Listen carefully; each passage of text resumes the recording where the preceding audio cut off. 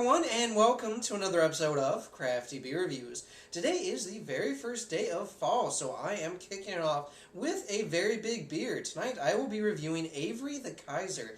Now this is what they're calling an Imperial Oktoberfest. Now I don't know about you guys, I have never had anything in the way of an Imperial version of Oktoberfest. Sure, plenty of regular Oktoberfest, but nothing nearing this behemoth of an ABV. This thing's over 9%, so I think they're definitely reaching out in that Imperial category for sure. And this is a very fresh bottle. Now, this just came out, I think, early August, and so at time of recording, it's about 4 to 5 weeks old, pretty close to 5 weeks at this point, so pretty damn fresh. I've never tried this one, but Avery does a lot of great beers. Now, I've been sitting on this one just because I don't really like to start digging into the Oktoberfest and the pumpkin beers until it really gets to be fall, when it gets to be cooler, when it's more enjoyable. I don't really want to drink pumpkin in July, and I don't really want to drink this in August because it's still hot as hell here. But enough of my ranting and rambling here. Let's go ahead and check out the aroma.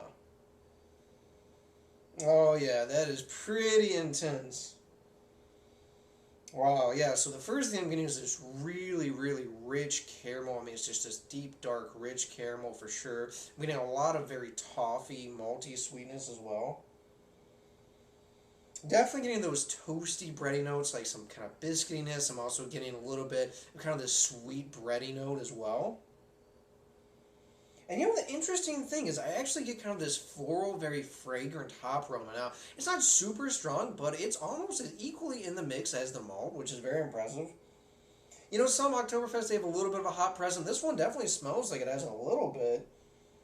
But then again, it is made by an American brewing company, so what would you guys expect? I do detect a little bit of alcohol in the nose, not a ton, and it being over 9%, it's not really offensive or anything like that, but I can smell it, which is unusual, because Avery is usually very good at, making sure you can't smell it, but yeah, it smells like an amped up version of an Oktoberfest, so let's go ahead and check out the taste.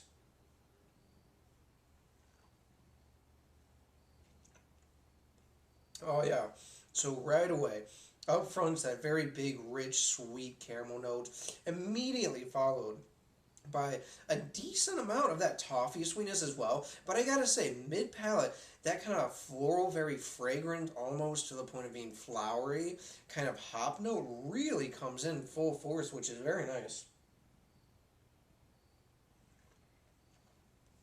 Yeah, that hoppy note, it really makes for this to be more of a balanced beer because it's sweet, sweet up front, and then you kind of have that cut of bitterness, that little bit of hoppy note, and then it goes back into more of the malty note. So on the back end, I'm definitely getting a ton of sweet bread, very biscuity, kind of toasty notes, almost like to a nutty kind of note in there as well. But yeah, it pretty much drinks like a big ass version of an Oktoberfest, which is what Avery was going for, and I think they did it for sure. Now I couldn't taste the alcohol. I do get a definite warmth as it goes down.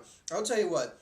It's not offensive, but this one is not sneaky at all. You can definitely tell that there is a good amount of alcohol in this one, which is good. That definitely means that if you are drinking and driving and you have some of this, you'll know, don't drink too much because, yeah, you can definitely feel it, definitely warmth as it goes down. But it's drinking pretty nice right now. I wonder how it would sour out, though, because, it's got so much malt, in there that it would, I think that would just really end up, it would aging well. And then I think, too, the alcohol would obviously mellow out. So I wonder, if you guys have had an aged version of this, please let me know. I'm thinking about going out and picking one up, seeing how it ages. I mean, I don't think it's exactly going to hurt it. It may not improve it, but, it's got a very nice full body. It's got kind of more of this kind of creamy, rich mouthfeel as well, which I really like. All in all, it's a solid beer. It's nothing too complex. It's nothing over the top. Really, it's just double the Oktoberfest you're used to drinking. It's just got a lot of sweet malts. It's got a little bit of hoppy bitterness. Sort of dries out on the back end, not a ton, but it sort of does. All in all, though, even though you can smell and taste the alcohol just a touch, it's not super offensive, and that makes for this being over 9% actually pretty easy to drink. Yeah, so as far as the rating, guys, I'm going with an 8.8 out of 10. Again, I like this. I do think that there are better traditional Oktoberfests out there for sure, but this really isn't aiming to be particularly traditional. And you know what? Again, Avery went for a big-ass version of Oktoberfest. I think that's what they did. I'd like it if the alcohol was tuned down just a little bit. Like maybe if they had this somewhere more in the 8.5% range. One, they could use less malts. There might be a little less sweetness, and that way the alcohol wouldn't be quite so high. I think that would make for a slightly better beer. But all in all, tasty stuff. If you guys have not tried it, go check it out.